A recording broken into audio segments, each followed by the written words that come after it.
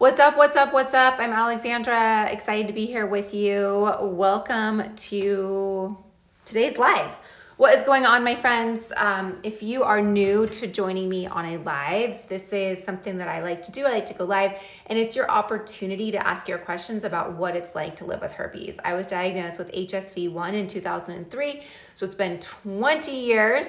And I was also diagnosed with HSV2 genital in 2011. So I have had both herpes, both type 1 and type 2, for a very long time. I've been living with it for a very long time. I started going public about my herpes diagnosis in 2017, where I created a website, a podcast, a YouTube channel, a blog, and a community where people can learn, where people can find support, a community where people can truly be supported when we're diagnosed with herpes. And thank you for the flowers. I absolutely love it. This is a place here, guys, that if you're joining, ask your questions about herpes. It can be anything from how do I disclose to I was just diagnosed to do I have type 1 or type 2? How do I prevent outbreaks? What should I do? What should I take? All sorts of things like that. So again, I'm happy to answer those questions. I do get hundreds of questions that pop up.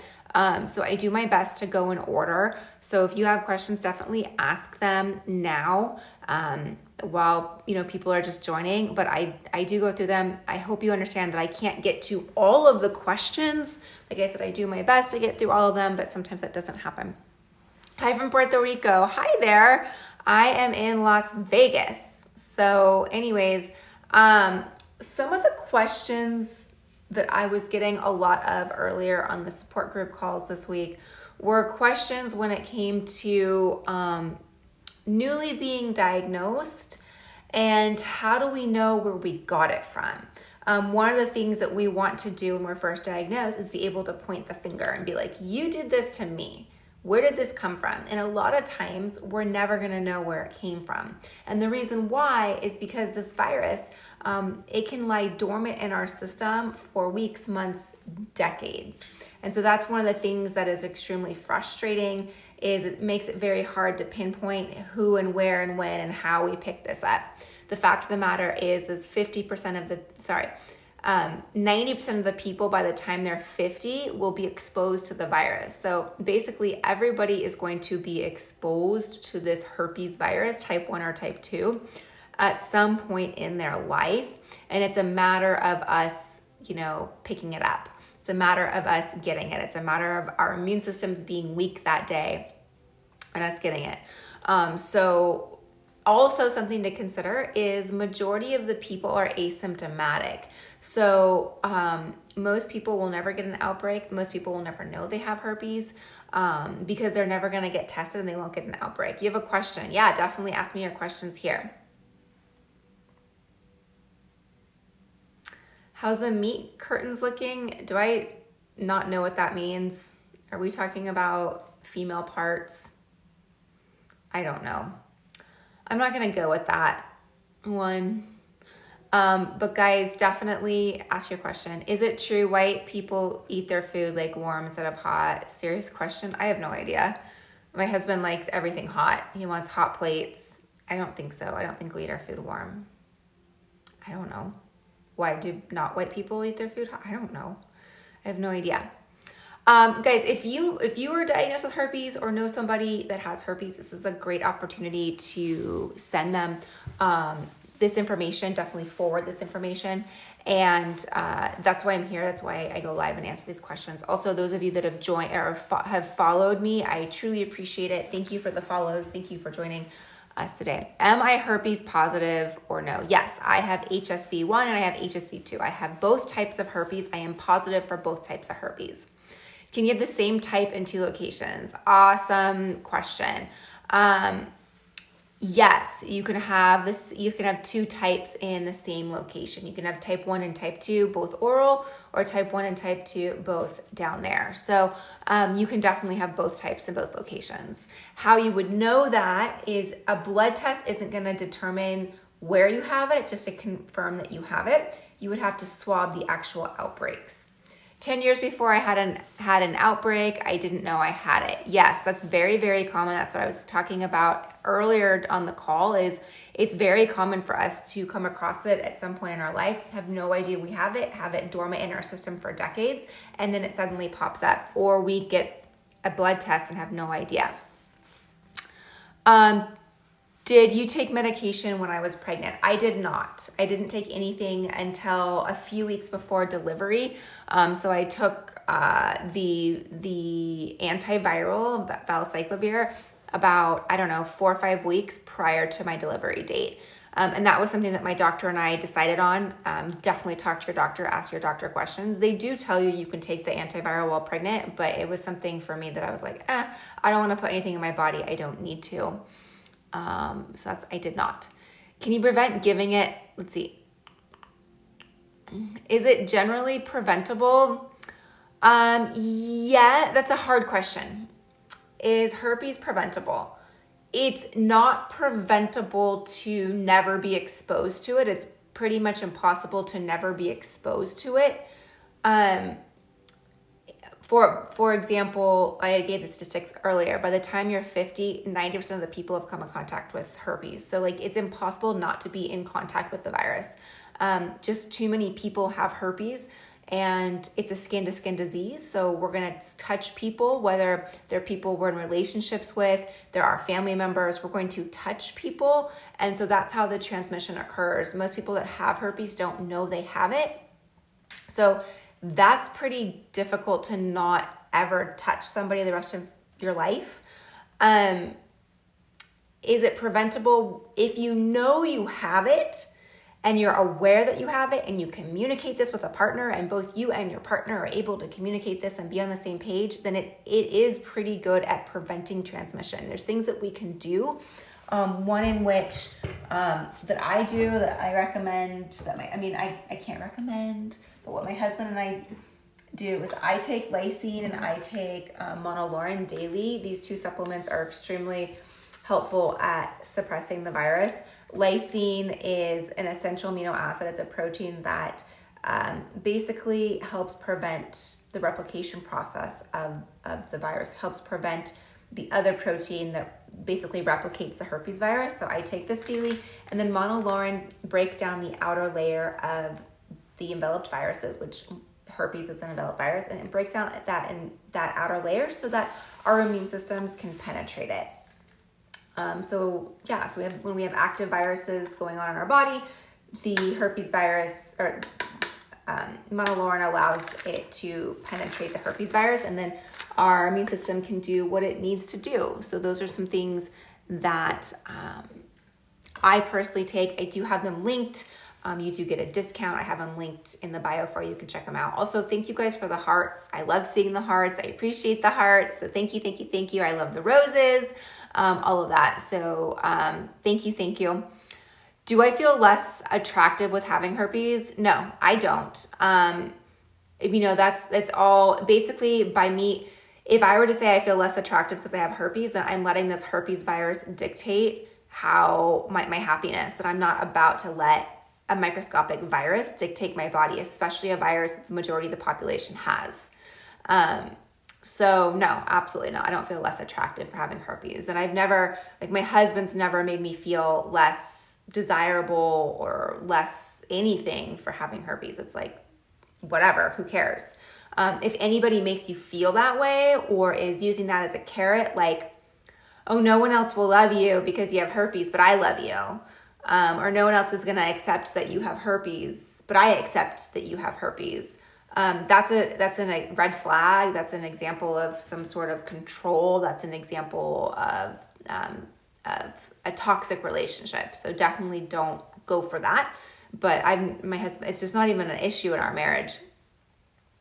Can you prevent giving it to your baby when pregnant if you have it? So while you're pregnant, you do not transmit it to your child. It's skin to skin, and this virus is in utero. It's not in utero. It doesn't go through the umbilical cord. It's skin to skin. So as soon as the child comes into this world, so whether it's a vaginal delivery or cesarean, it's skin to skin transmission. So the child would have to come in contact with that area. And the thing is we're worried about our genital herpes. We're worried about herpes down there. But really, the baby's going to come in contact with people that have herpes from day one. Grandparents, cousins, family members. You bring the baby home from the hospital, people want to touch, squeeze, kiss the baby, and oral herpes is the same thing. So that's something to consider. So it's in blood. No, herpes does not live in the blood. It does not live in our bodily fluids. It lives down our spine. It lives in our nerves. So is EBV, I don't know what EBV is. I don't know what EBV is. So no, it's not the same. But I don't know what EBV is.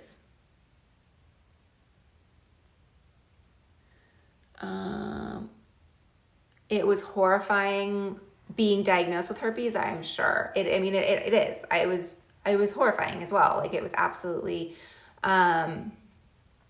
terrifying. How do you have it and my child nor my husband have contracted it? So during delivery, I took the antiviral, and according to my doctor, if I did not have an outbreak at the time of delivery and I was on the antiviral, I had a less than 1% chance of transmitting it to my son. So I did not have an outbreak, and I took the antiviral, so I had a less than 1% transmitting it to my son. As far as my husband, like I said, I take lysine and monolaurin daily. They are supplements to help fight the herpes virus. This one helps prevent the replication of the herpes virus. And then this one, if we do have replication or it does come across the virus somewhere in our body, it breaks down the outer layer of the virus, so our immune system can go in and penetrate it. So I take these daily. This has been something that's been very helpful, but I don't come in contact in that area with my husband or son when I have an outbreak, and so I'm pretty careful at preventing skin to skin of that location when I have outbreaks. Did my child get it? No, my son does not have it. Can a massage therapist get it? Absolutely. That's the thing, is it's skin to skin. So if we do have it, we definitely need to be open with our massage therapist. But you can get it on your fingers. So that's something to consider. If you have open wounds on your fingers, you can get it on your fingers. Guys, thank you for sharing the live. I appreciate it. Again, if you know someone that has herpes or needs to hear this message, definitely share this with them. I have a lot of great tips, and I'm here to educate and create awareness. And the more awareness and the more education we have, the better off we are at breaking this stigma and making it such a less harsh situation. I just realized I didn't turn my light on. Hold on. There we go. Is that better? Did that even do anything? Wow, are you single? No, I am not single. I'm married and have a baby. Well, he's not a baby anymore, but I have, but don't know what to do with HSV. So you have it. So HSV1 is extremely common. 2 out of 3 people have HSV. So 2 out of 3 people have HSV1. It's extremely, extremely common. So you're definitely not alone, and most likely anybody you're gonna date or come in contact with also has it.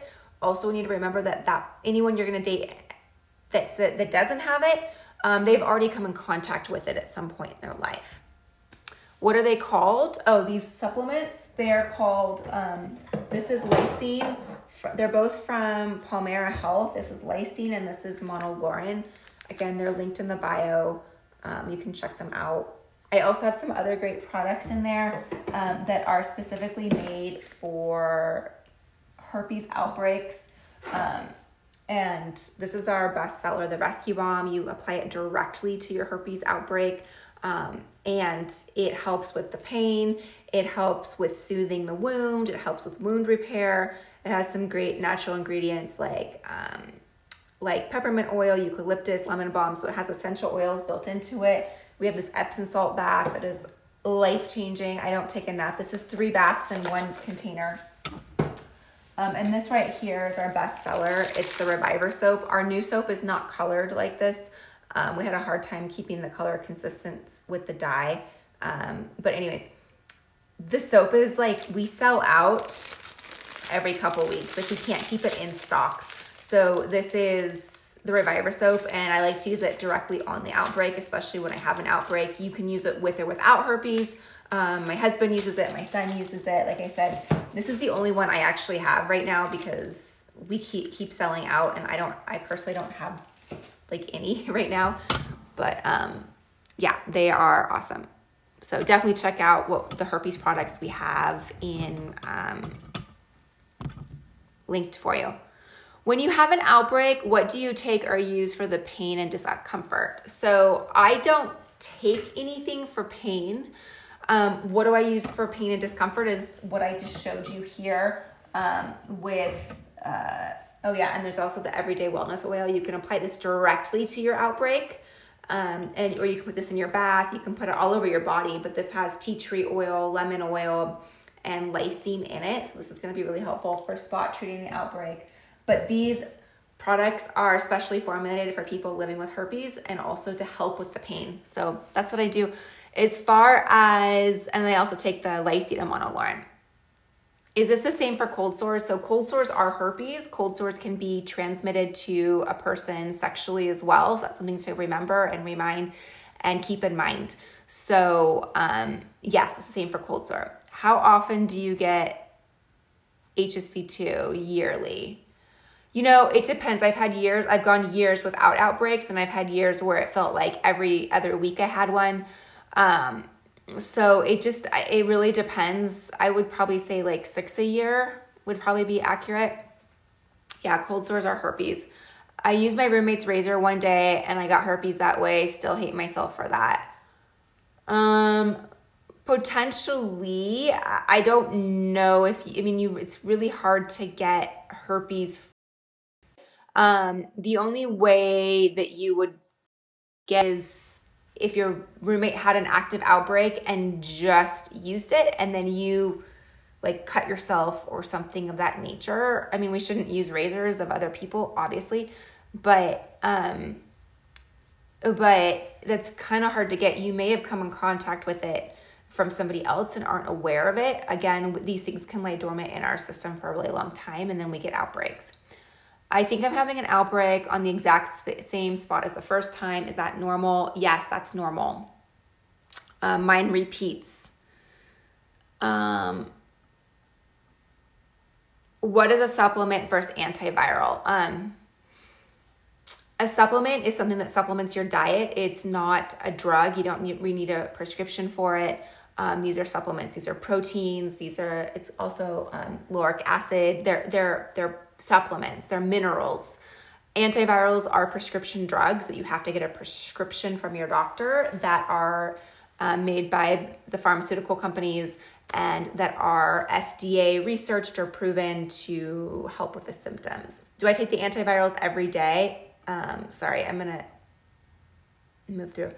I do not take antivirals. I used to take them. I no longer take them. Is lysine double strength? Lysine is something that I take daily to help internally prevent outbreaks. Oh, Epstein-Barr is mono. Thank you. I'm like, EBV. I'm like, what is that? Epstein-Barr is also a form of herpes. It's a herpes virus. It's in the herpes family. Chickenpox is in the herpes family. Epstein-Barr is in the herpes family. There's a lot. Why would you tell everyone? So that's a great question, and I get that question a lot. I truly believe that I can support people with it. I was diagnosed in 2011. It was very isolating. It was very suffocating. And by opening up and talking to people about it, I know that I have helped people. I know that I've saved lives. I know that I have helped people get back to their lives. I've talked to people that have quit their jobs, dropped out of school, not become parents, all these things that are just life-altering because of getting a virus. And I don't want anybody to do that. I don't want anyone to feel that way. So I feel that if I can be here to support people and if I can be here to educate and create awareness around it, I'm making lemonade out of lemons here, So we're not bad people because we have herpes. We're not irresponsible people because we have herpes. We came in contact with somebody that had the virus, and there we go. I was devastated. Yeah, I was devastated as well.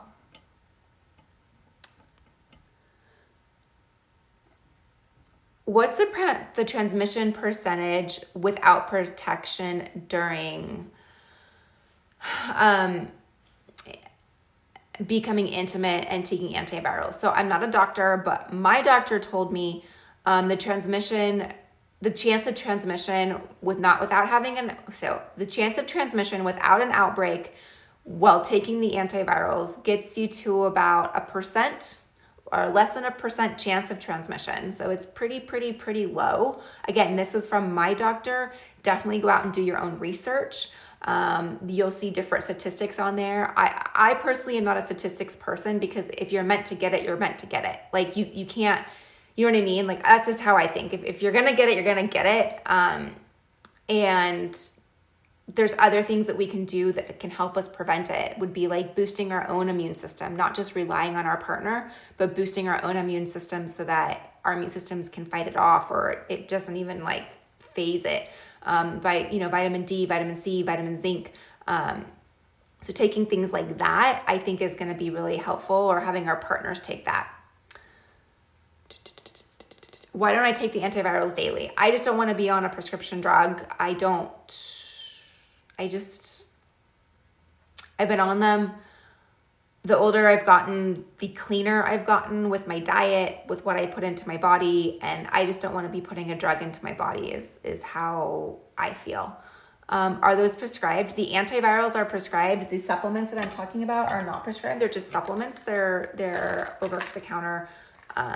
So yeah, I have them all linked in the bio for you.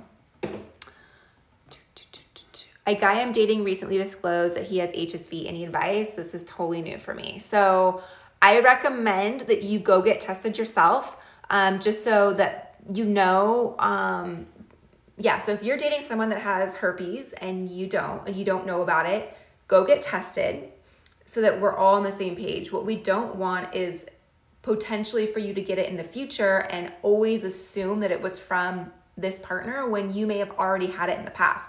Or your partner might have one type and you might have the other type. That happens a lot. So I talk to a lot of people, and they go get tested, and then they find out that their partner has it as well, or their partner has the opposite type. So definitely go get tested. And then number 2, the fact that your partner told you that he or she has herpes means that this person really cares about you, and this person is someone of integrity. The fact that they have opened up and disclosed to you about this is really kind, and they want to start the relationship on the right foot. I would say that you and your partner need to come up with a solution together. So ask these questions. How long have you had herpes? How many outbreaks do you get? Do you know when you have outbreaks coming on? What do you feel like doing or taking to prevent transmission? The newer the virus is in our body, so if it's like less than a year, it's most active. We're the most contagious at that point. Does this person get no outbreaks? Does this person get outbreaks all the time? Those are some other great questions to ask. How do they know they're getting an outbreak? And that would be something important to ask. And then decide what you guys want to do. Are you guys going to use condoms? Is your partner going to take antivirals? Is the person going to take supplements? So I would just get on the same page, but definitely it's going to be okay, and you can work together to prevent transmission. If I have HSV2, then can I still kiss while having an outbreak? So if you have herpes genitally, then you can kiss and not transmit it. Vice versa. If you have oral herpes, you can be intimate down there and not transmit it. So just because you have if you have an oral outbreak doesn't mean that down here is contagious. And if you have it down here, it doesn't mean that up here is contagious. You missed how I got exposed to it. I actually didn't talk about it on this call. For HSV1 oral, my date kissed me with a cold sore. At the end of a date, he kissed me and he had a cold sore, and so I ended up with that. And genital, I had a boyfriend who didn't know he had it, and so I ended up getting it that way. Are the products only for HSV1? No, they're for HSV1 and HSV2. They're for both. So there's a lip balm if you want to use it orally. There's products down here. You can use it genitally. There's products that you can use regardless of having type 1 or type 2. If I have type 2, can you pass it through a cut rather than an outbreak? No, because it's not it's not blood. It's not like in our body fluids. So a cut doesn't transmit it. All right, guys, I'm going to try and get through these questions and then I'm going to go. I just appreciate you being here. So thank you. Is it necessary to change your diet to alkaline? You know, I honestly don't know that much about it. I know that alkaline diet is something that we should strive for. I don't know enough about it. I have talked to people that have done that. So yeah, there's just, there's a lot of different things we can do with their diet. We can add lysine to our diet, less arginine to our diet. So there are some things we can do. What are your normal outbreak symptoms? I never know I'm having. So for me personally, I'm fatigued. Sometimes I'll feel a tingle. I'll feel like a shock, like an energy shock. And then, or the area can be itchy. I used to get swollen lymph nodes or extreme fatigue. So those are some examples.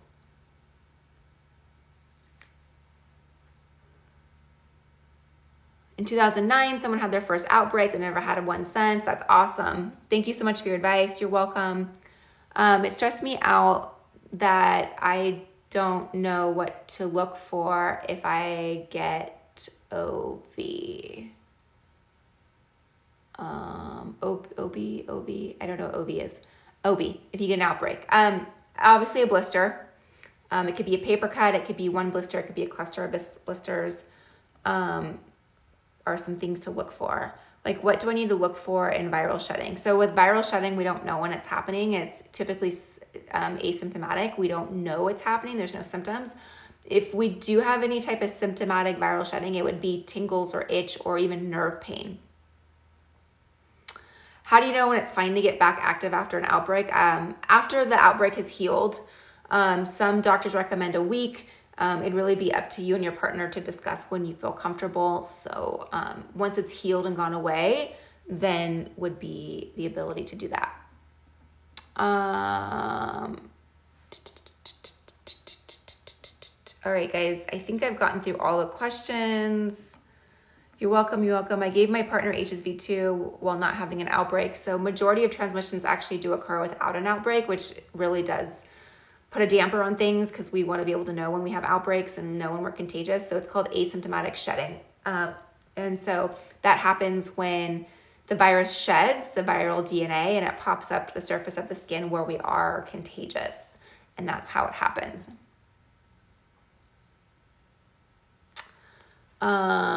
Showering with an outbreak, just absolutely normal. I like to use the Reviver soap. I like to use it directly on the outbreak. It does have ingredients in it to help fight and soothe the wound.